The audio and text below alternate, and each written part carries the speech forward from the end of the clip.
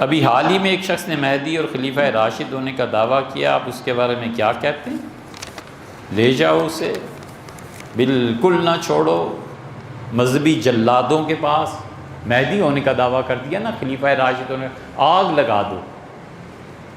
بالکل حرام ہے جو اس آدمی کو جینے کا حق دو۔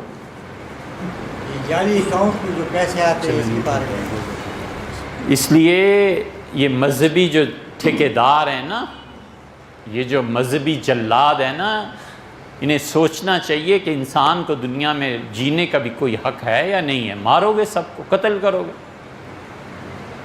اور پھر تم اپنے سے بڑے یا چھوٹے یہ خود ہی فیصلہ کریں۔ مذہبی ٹھیکیدار بھی اور پولیس بھی کون بڑا جلاد ہے، ان کے حوالے کرو گے۔ دیکھیے، مہدی ہونے کا دعویٰ اس کا آسان حل ہے، اس کی تفصیل نہیں بیان کی جا سکتی۔ صوفیہ جو اللہ اللہ کرتے ہیں نا، تصوف میں ایک مقام آتا ہے جس مقام پہ پہنچ کے اسے غیب سے کہا جاتا ہے کہ تم مہدی ہو، بار بار کہا جاتا ہے تم مہدی ہو۔ جس آدمی کا کوئی شیخ نہیں نہ ہوتا، یہاں پہنچ کے وہ دعویٰ کر دیتا ہے کہ میں مہدی ہوں، اور جوتے پڑھتے ہیں۔ اور جس آدمی کا کسی صحیح روحانی شخصیت سے تعلق ہوتا ہے، وہ مرید کو نکال کے لے جاتا ہے۔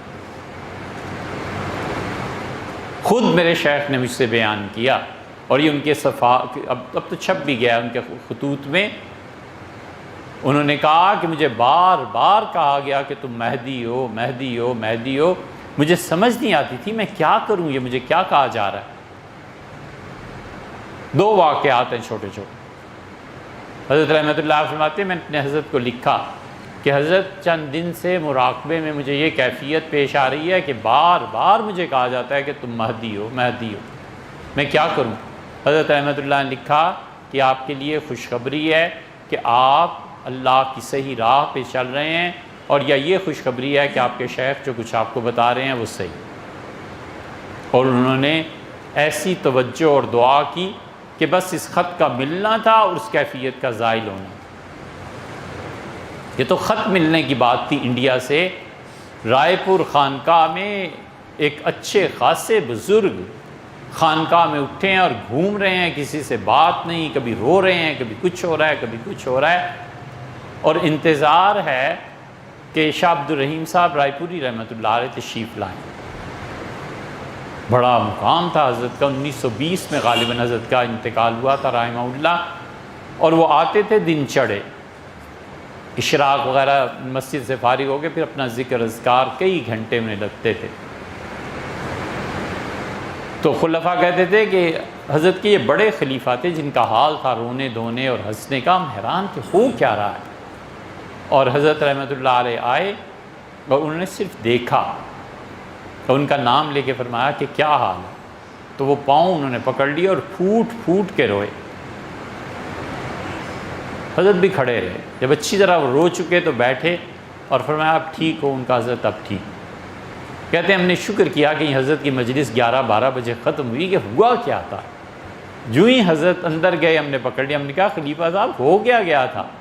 کہنے لگے کل شام جب مغرب کی نماز پڑھی ہے تو بار بار مجھے کہا جا رہا تھا تم مہدی ہو، مہدی ہو، اور رات تو اتنے زور و شور سے فرشتوں نے کہا کہ میں گھبرا گیا کہ مہدی ہونے کا اب دعویٰ کروں، اور اس لیے میں پاگل ہو گیا، کبھی روتا تھا کبھی ہنستا تھا۔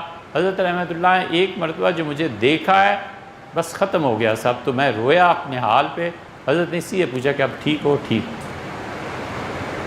یہ اللہ کے بندو جس نے دعویٰ کیا ہے نا، اس کا آسان سا حل ہے۔ کوئی بزرگ پتہ ہے ان کے پاس لے جاؤ، اس کا حل کر دیں۔ نہیں پتہ، ڈاکٹرز جو نفسیات کے ماہر ہیں ان کے پاس لے جاؤ، نہ اس آدمی کو کچھ کرو۔ اتنی سی بات ہے، لوگوں کو جینے کا حق دو یار۔